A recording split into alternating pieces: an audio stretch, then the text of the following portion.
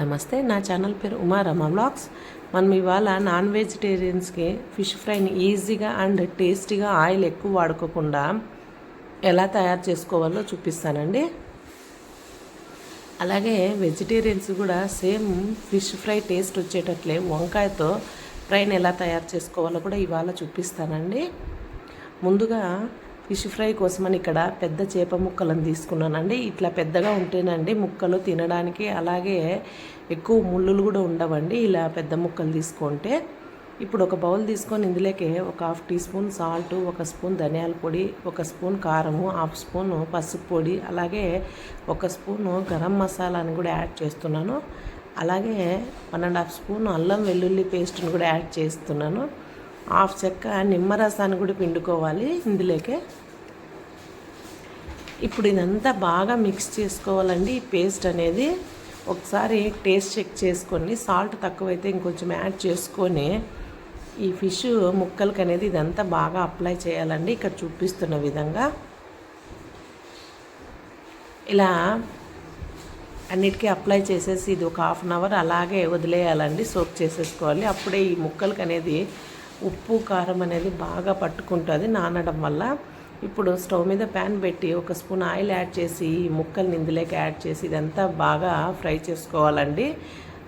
అప్పుడప్పుడు 10 నిమిషాలకే అట్లా తిప్పుకోవాలండి. ఈ ఫిష్ అనేది తొందరగా ఉడికిపోతుందండి. ఇదంతా లో టు మీడియం ఫ్లేమ్లోనే పెట్టుకొని ఫ్రై చేసుకోవాలండి, లేదంటే పైన అంతా మాడిపోతుంది, లోపల అలాగే పచ్చిగానే ఉంటుందండి. అంతేనండి, మన ఫిష్ ఫ్రై రెడీ అయిపోయింది. ఇది పక్కన పెట్టేసుకొని ఇప్పుడు వంకాయ ఫ్రై ఎలా తయారు చేసుకోవాలో చూసేద్దాం. దీనికోసమని ఇక్కడ 1 స్పూన్ కారము, అలాగే 1.5 స్పూన్ ధనియాల పొడి, 1 స్పూన్ గరం మసాలా, పసుపు, అలాగే పెప్పర్ పౌడర్ని కూడా తీసుకున్నాను.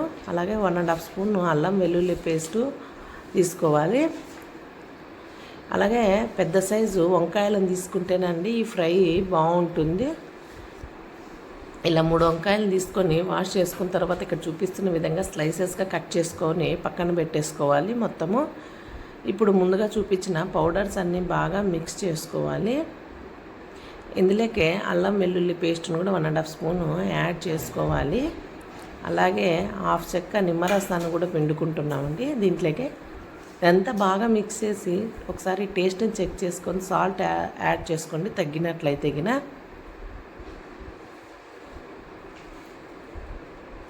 ఇప్పుడు ఈ పేస్ట్ అంతా మనం ముందుగా కట్ చేసి పెట్టుకున్నాం కదండి స్లైసెస్గా వంకాయ ముక్కలు, వాటన్నిటికీ అప్లై చేసుకోవాలండి.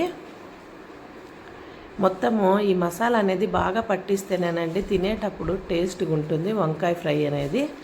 ఇది నాన్ వెజ్ తిననోళ్ళకి సేమ్ అలానే ఉంటుందండి వంకాయ ఫ్రై కాంబినేషన్. ఇది రసము అలాగే సాంబార్ అన్నంలోకి చాలా బాగుంటుందండి.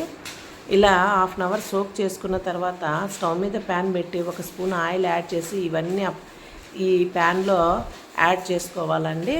ఇది లో టు మీడియం ఫ్లేమ్లో పెట్టుకొని ఒక 5 మినిట్స్ తర్వాత మళ్ళీ మరొక సైడ్కి రొటేట్ చేసుకుని ఒక 10 నిమిషాలు ఇలా ఫ్రై చేసుకోవాలండి.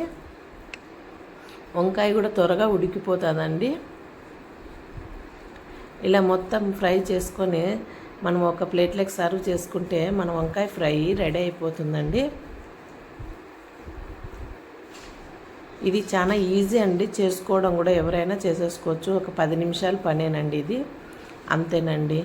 ఇలాంటి మరిన్ని రెసిపీస్ కోసం మన ఛానల్లో కామెంట్ చేయండి, లైక్ చేయండి.